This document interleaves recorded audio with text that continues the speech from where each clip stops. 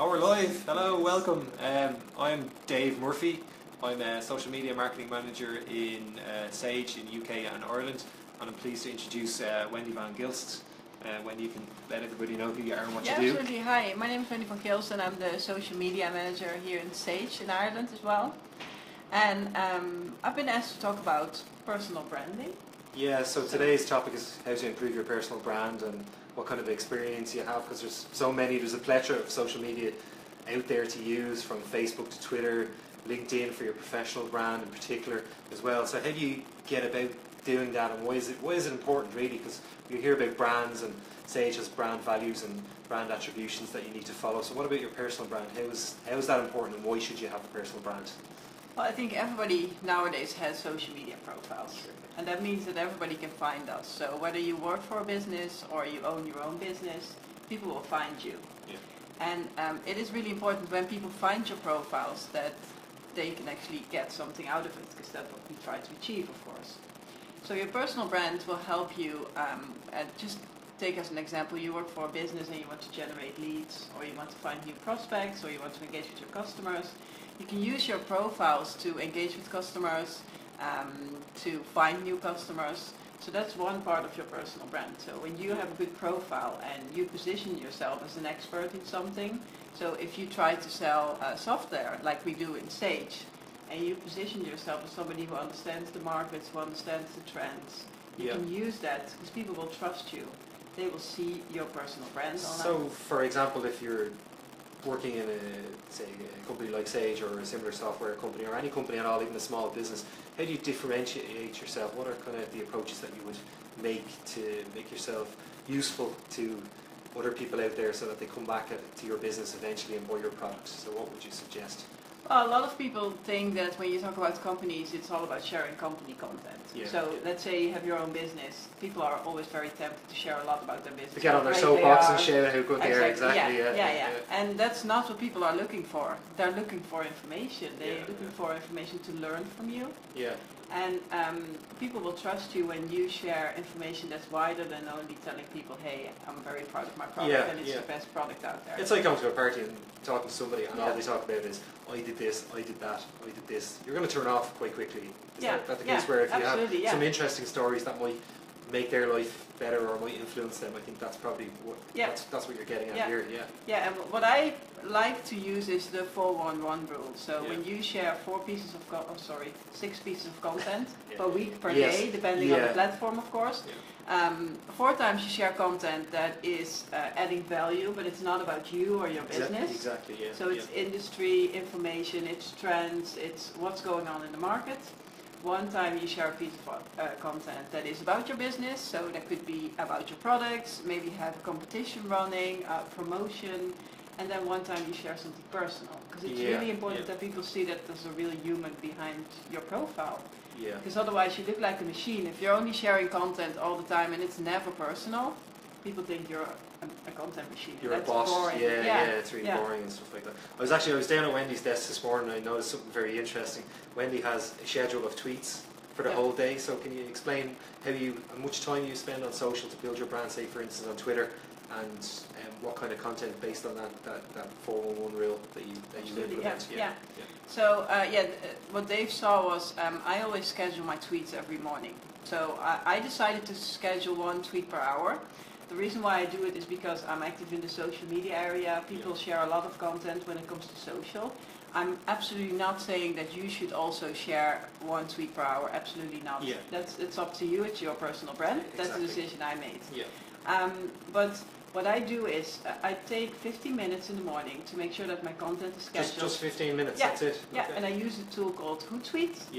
It's a free tool, so everybody can use it. You just sign in with your Twitter profile, with your Facebook page, and you schedule all your content. So that's done. So for the rest of the day, I don't have to worry about, I need to share some content, because that's there. It will go out every hour.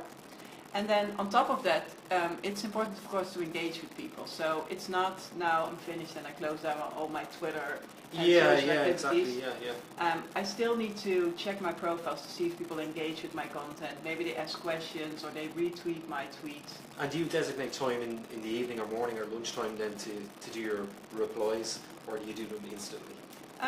Depending on how my day looks like, but if I'm very busy, Yeah. I always pick like right after lunch, or if I don't have the opportunity to have lunch, I still find some time around lunchtime to check in on Twitter and see if there is any engagement around my tweets. In the evenings as well, but when I walk home, for example, from work, I spend my time on Twitter. And that's the same when you're in the bus or you're in the train, or when you have 5 minutes, you can just use the app. You can do so much in 5 minutes, that's the thing. Yeah, exactly. Absolutely, and I think that's the key for success as well. Because people always think that social media takes a lot of time. And it doesn't have to take much time when you spread it out during the day and you have all the apps on your phone available. Yeah, kind of like digesting or consuming social media, the snack bites that you take during the day don't actually add up to that much time. So you probably, how long altogether cumulatively would you spend on social media a day? Maybe an hour or less? Maybe an hour, but I think, and of course we both work in social media, so for us it's something we really enjoy, and it's part of everything we do. But I can imagine when you're a business owner and you're extremely busy, you don't have the time to spend a lot of time on social media. When you break it up in very small pieces, when you're waiting for your next customer, when you order a sandwich.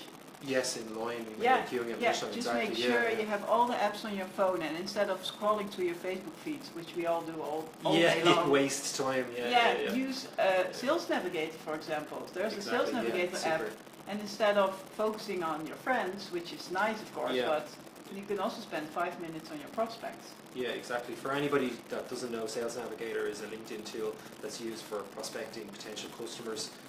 It's a social selling tool. Both Wendy and myself are certified social selling trainers from LinkedIn. And if you have any questions specifically on that, throw them in and we'll do all of the Q&A, but specifically on Sales Navigator after the call. But like Wendy said, there's apps for everything. There's an app for Hootsuite. Buffer is another great platform that I've used in the past and do use sometimes now as well for scheduling tweets or scheduling Facebook posts or LinkedIn posts, and it's great. Just in general as well, maybe about profile pictures and stuff like that. So we look, some people don't have profile pictures. That's a complete no-no. As we know, both of us work in social media. But how often do you change your profile picture? And for example, do you have the same profile picture across all of your Twitter, your Facebook, your LinkedIn, everything? Yeah. Is that how you approach it? Yeah, absolutely, So it's really important, as Dave said, to have a profile picture first of all. But second of all, it's important that people recognize you from that picture. Exactly. Exactly. When you go into a meeting and then somebody doesn't recognize you, they're kind of going, is that person? And they're kind of squinting and not 100% sure. Yeah, because a lot of people do have profile pictures, but there's a lot of noise in the background, like colors, or they're in a very busy area, or they have a picture with 3 people on it, so it's really hard to see who is the person that I'm going to have. I think there's nothing worse when you see a profile picture of somebody and they have a really good profile, but the picture is they're on a night out with their friends, there's a glass of wine in it, it's in the wrong context, it's not professional. I'm not saying that Twitter or Facebook should be like that, but definitely your LinkedIn should definitely represent who you are on a business. I'm not saying get dressed up in a suit. If that's not what you wear to work, don't wear it in your profile picture. And I like to use the same image across all my profiles. So when somebody finds me on LinkedIn and they search for me on Twitter, they know, hey, I found the same person as I found on LinkedIn. Yes, exactly. Just to make it a bit easier. So it depends on which channels you actively want to use to prospect and to build your personal brand. And I think it's also good to mention that if you have an Instagram account and you really like health and sport, and you have your own business that has nothing to do with health and sport, you can still have those profiles next to each other. So you absolutely don't have to worry about having profiles that don't relate to your business or to your job. If that's something you like, that's also part of your personal brand. Yes, exactly. And what I think is really interesting is when you're in contact with people, let's say customers, prospects, and you find that somebody has a similar interest, that's something you can use to mention when you reach out to them and you say, hey, I see you're interested in health as well. It makes it a bit distinct.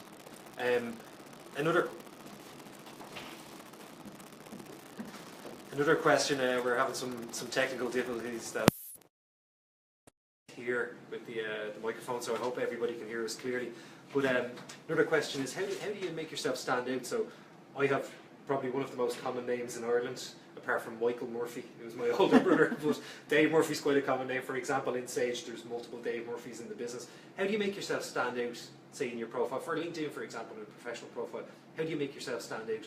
And I think you touched on it there as well. You're interested in health and sport, and these are conversational cues when you go into a meeting and somebody recognises you from your photograph that's up to date on your personal brand, and you go in. So how do you make yourself stand out and make that little bit of difference when someone reaches out to you for your experience, not just you're sharing great content and making their lives easier? How do you make yourself stand out in your profile descriptions? Well, first of all, it needs to be a complete profile.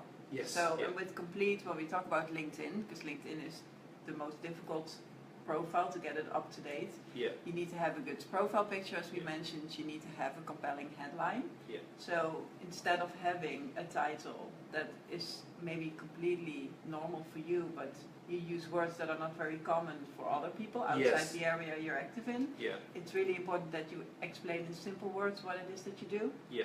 So that could be, for example, maybe you sell products that help other businesses to grow. Your headline could be that you're the CFO of a business and you're helping businesses to grow within a specific area. So that's in easy words to explain what it is that you do. And then the summary on your LinkedIn profile is really important. Yeah. So your summary is your introduction. People, for some reason, clicked on your profile and they want to learn more about you. Whether you've shared content, maybe you placed a comment somewhere, there is an interest in you. They want to know who you are. Yeah. So your summary is your introduction, and I always like to use the example of when you go to a birthday party and somebody asks you, hey, what do you do for a living, and you've never met. You're going to tell a story that's really nice, and you're going to introduce your business or the company you work for. Yeah. You're not going to talk about targets that you always hit. Your MQLs, your inquiries, all this kind of stuff.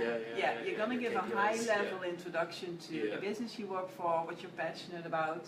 It's very personal. Yeah. So your summary needs to hit people straight away. So if you're personal, so in case you say something about yourself, what you're passionate about, you're a photographer, if you mention that, that's something personal. It helps you stand out, and I think that clicks with people when they meet you again, or it makes you stand out when they're looking through profiles, similar profiles. Because when you're in sales, we have hundreds, maybe thousands of people who work in sales. Yeah. So why should I listen to you and not to one of your competitors? Yeah. And that personal part, which is really important for your personal brand. Yeah, it's building relationships. Essentially, that's really what personal branding is about, making it stand out, and then people will be attracted to that relationship of who you are as well. Yeah. I suppose one kind of thing, is there any negatives associated with building a personal brand? Have you come across any negatives over the last few years? To be honest, I don't see any negatives around building a personal brand. Yeah. I believe it's not only helping you to find new business, but it also helps you to get a promotion faster. It helps you to get your dream job. So it just in general, it helps you to build your career, to be more successful. I believe that every professional, whether you're in sales, in marketing, it doesn't matter in which area you're active, it will help you, it will benefit you. Of course, you can affect your brand negatively if you share content that doesn't relate to what you try to achieve, that's not interesting or relevant for your network. I always tell people, and I think that's interesting to mention as well, I'm not accepting everybody in my LinkedIn network. Why? It's a hard question, but why? Is it quality over quantity? Absolutely, So I believe that when I look at my own network, and I would love other people to do the same, as you want to add value to your network. Yes, So you want to understand what's interesting for them. So when I connect with people, I want to understand how I can add value. So when I get an invite from somebody who lives on the other side of the world, who works in an industry that I don't have any relation to, and I don't really see why we should connect, and the person is not explaining to me why this person wants to be part of my network, I don't add them to my network just because of the fact that I can never share content that's interesting for them. So I can never add value. So when people try to connect with me and they don't send a personal invite, but I do think there is in some way a relation or in some way a similar interest, I send them a message and I always ask them, hey, why do you want to be part of my network? I want to make sure that I can add value to you when I add you to my network. Because I find that really important. So I know that the people that I'm connected to are interested in my personal brand. Whether it's the fact that I work for Sage, the fact that I talk about social media, that doesn't Yes, really matter. yeah, But exactly. I know what they're interested in, and that means that I know when I share content, it's interesting for them, and I'm adding value to them. Do you ever question if that they can add value to you as well? As well, yeah, absolutely, yeah. But sometimes people want to connect because they're looking for a job in Sage. Yes. That's completely fine. I mean, I don't mind connecting with people who want to learn more about Sage or who want to have a career in Sage. Some people connect with me because they want to learn more about social selling, but they're not interested in Sage. But I can still add value. And when somebody is interested in social selling, I know we have a common interest, similar to people who want to work for Sage. Yeah, exactly. We have So, say for example, if somebody's just starting out and they want to build their personal brand from zero, how would you suggest they do it, and what would the time scale be to do it as an investment? That's a really good question. I would start with LinkedIn, and I believe that every professional, every business owner needs to have a good, complete LinkedIn profile. Completely agree. Yeah. So you should at least spend an hour and a half on your LinkedIn profile to make it perfect. Yeah. Because I only believe in perfect profiles. Yeah. So you can have 10 profiles that are incomplete, or you can have one that is complete, and I would say go for the one that's complete. Yeah, so that includes background image, your profile image that's relevant, your rich media. By rich media, you mean videos, slides from current jobs, but I mean your summary, I think is very important as well to make it stand out, but also past jobs. Yeah, absolutely, and try to have a nice mix between company-related content and content that is not related to your business or the company you work for. I like to use TED videos as an example. If you see a very interesting TED video, you can share that on your LinkedIn profile as well. Obviously related to the topics that you talk about and the subjects that you share as well, whether they're social media or photography or whatever it's going to be. Yeah, absolutely, I think one important point as well is personalising your URL on LinkedIn. I think that's one thing that everybody just about misses, because you end up with linkedin.com/gobbledygook. So change it if you can to something similar to your Twitter handle or to your Facebook profile name as well. I think that's one kind of key win that you can put in when you're putting together a CV or a business card or kind of content details. It shows you care. Like it really does show you care. And it's something that can be missed quite easily. And it shows that you understand the platform. Exactly. Which is important as well.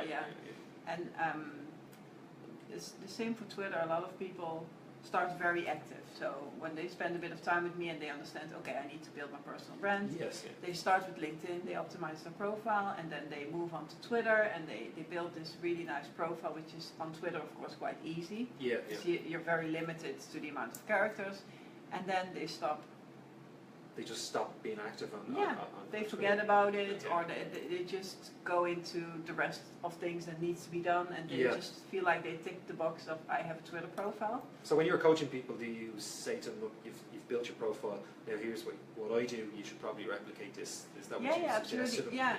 So 15 minutes in the morning, get your profile ready, schedule your tweets for the day. Schedule your LinkedIn content as well. You can so where do you get your content? Where do you source the content from that you want to share? I find a lot of content on Twitter. Okay. So I use Hootsuite as well to listen into specific hashtags. So you can schedule content, but you can also listen into content. So I search for hashtags like social media, social selling, marketing. It's a really easy way for me to find a lot of content. But there are several ways that you can find content. You can find content on LinkedIn itself. You can find content on what people share that you follow across the channels. So you can share content from other people. If somebody writes a blog post and you think it's interesting, you can share it. There are a lot of really good websites like Forbes and Inc. Forbes is brilliant. All top. The Guy Kawasaki site is absolutely super. It's a massive RSS feed, and then RSS feeds from Google as well. So Google Alerts.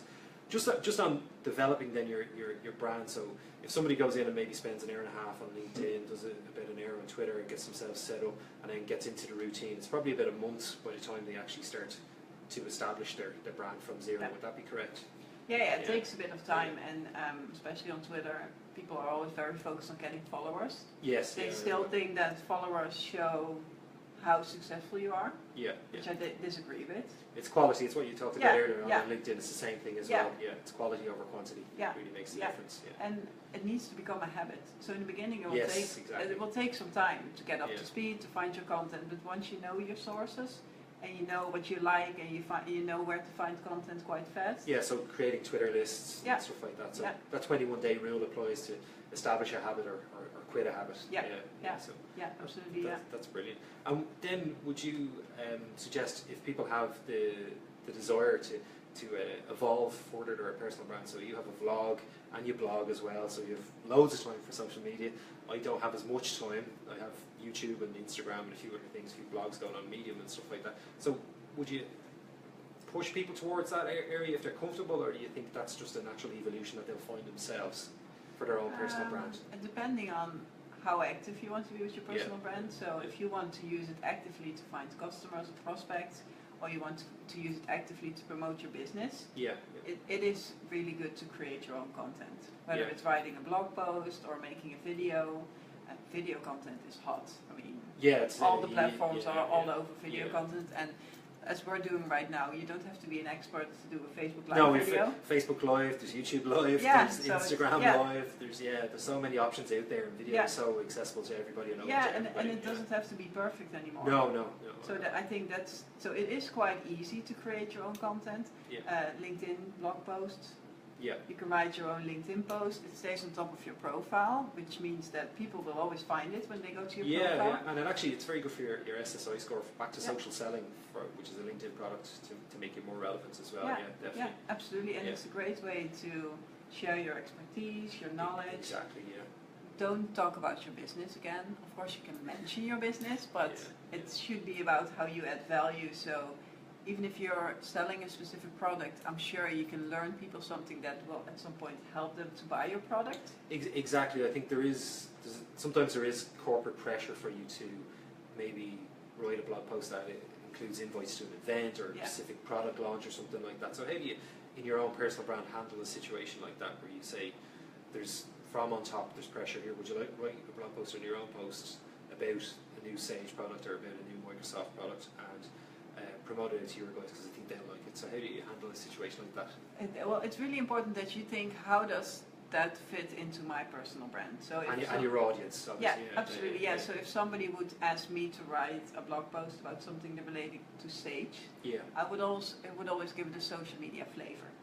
Yes. So I would write it in a way where I share my opinion. So I tell people this is what I think. If we talk about the Sage Summit, which is on beginning of April, if I would write a post about it, I would explain people how they can, what value they will get out of Sage Summit. Yes. But I would also talk about how we promote it in a social way, or how it impacts the way that we use social media. So the mechanics of somebody learning something, not just the invoice and the push. So it's a soft push for the message of the call to action, but actually you're sharing your experience and knowledge at the same time. Yeah, and then you will see that people are also willing to share it, because people are more open to share content where they can learn from, or that entertains, or that makes them laugh. Instead of sharing content that is just about the Sage Summit is coming up, because that's not interesting for everybody. Where if you take the learn approach, it's absolutely interesting for everybody. And it has to be entertaining as well. And it's like the video, like you're saying, it's raw. It's not scripted, so we don't have a script. We have a piece of paper with a few questions that we haven't really used, and it's just a conversation. So that's the way it goes. I think that it's become more personable, and it breaks down the barriers. Yeah, absolutely. It's not professional. We're on Instagram Live, we're on Facebook Live at the moment. We're going to take questions now in a few minutes just to see how it is, but you're building your personal brand at the same time, because you're letting the barriers down and letting people in. And I think what is important as well is listening to what other people say, because that's what a lot of people forget. When we talk about social media, it's all about what is the content I should share, what should I talk about, but it's really important to understand what other people are telling you. So listen to people, what are they interested in, what is the content they share, and then reply to that.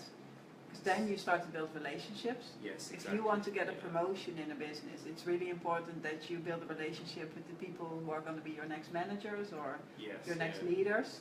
And the only way to do it is by listening what they talk about and use that information. And engaging with a conversation. And like you said, I think that's a really important point that a lot of people miss when they're building a personal brand. Is it's not just about I'm up on my soapbox, this is what I do, look at me, but actually engaging and building relationships, Yeah. commenting on people's Instagram posts, commenting on Facebook or on LinkedIn, asking questions and listening as well is really important. Yeah, and I think what's good to mention as well is because I get the question a lot, should I use Facebook for social selling? So you have your personal brand on Twitter and LinkedIn, a lot of people get that. But how should you use Facebook or Instagram in the same setting when we talk about reaching out to customers and prospects? Yes, exactly, And there's a lot of information available about your prospects and customers. So if they have an Instagram account, review it, see what they post, so understand what they're interested in, and use that information when you reach out to them on LinkedIn. So I would not say reach out to them on Instagram, on the platform, because that's not really appropriate to do. Yes. But do use that on LinkedIn, use it on a phone call, use it when you meet face to face, but leverage all the channels, because people share content because they want other people to see it.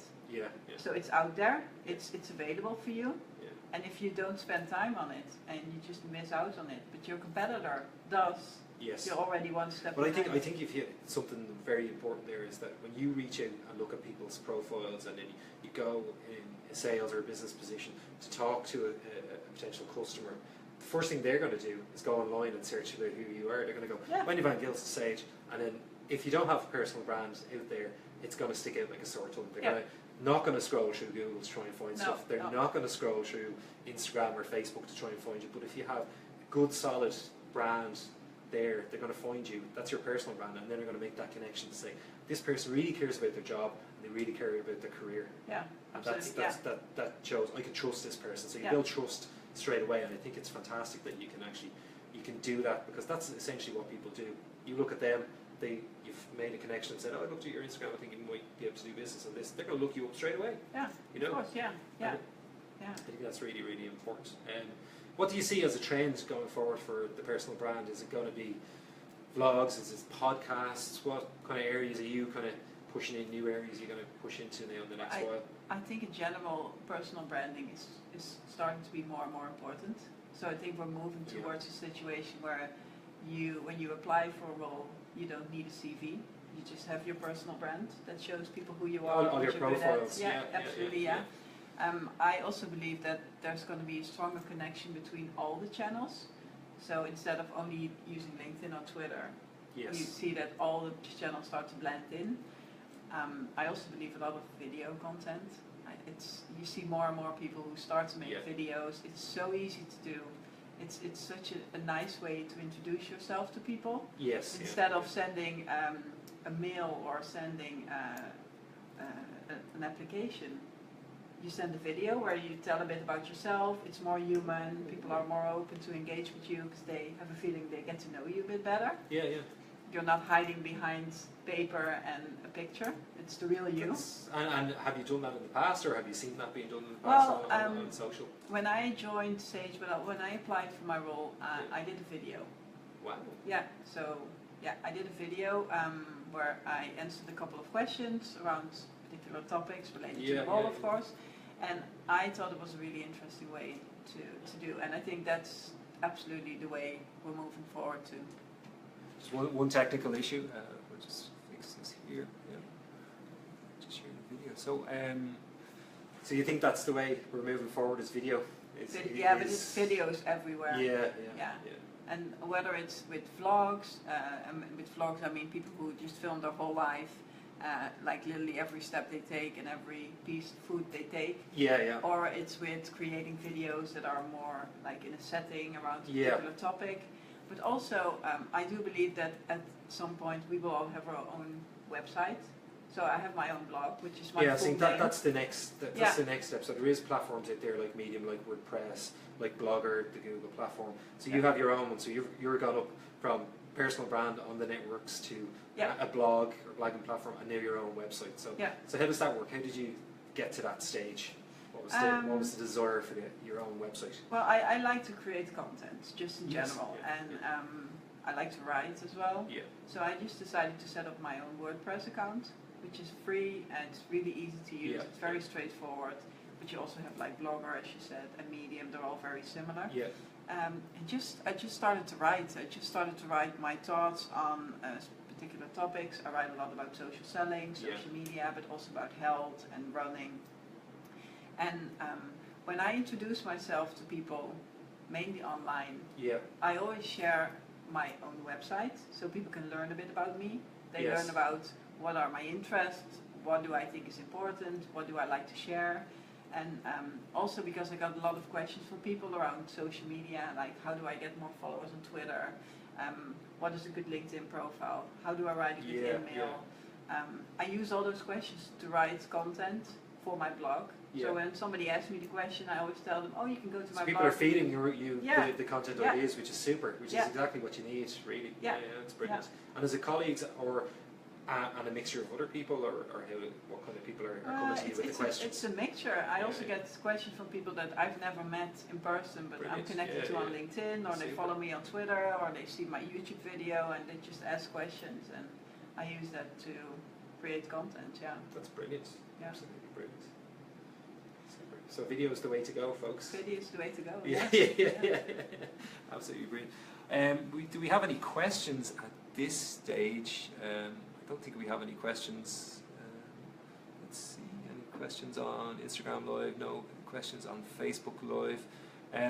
Before we go and before we say goodbye, we should do all Wendy's profiles so we know how a personal brand actually works. So if we run down whatever way you want to do it, from website down or from social? It's very straightforward. I always use my first name and my last name, so it's Wendy Van Gilst. So my blog is wendyvangilst.com. Same for Instagram, it's Wendy Van Gilst. Twitter, it's Wendy Van Gilst. Which is a last tip that I want to give you: be very consistent. Yes, exactly. Because then it's easier to find you as well, and it's easier to share with people. There's a higher chance you will remember it. If I would give you now 10 different handles, you probably forget 9 of them. Where now it's all my name for every channel. It's Instagram, it's Twitter, it's my YouTube, it's my website. That's brilliant. I am Dave Murphy. I am Dave Murphy across all of those platforms as well. So thanks very much, Wendy, for your time today. I think it's been very insightful. If you do have any questions, post them in the comments below and we'll get back to you as soon as we can. Thank you very much. Thank you. Thanks. Bye-bye.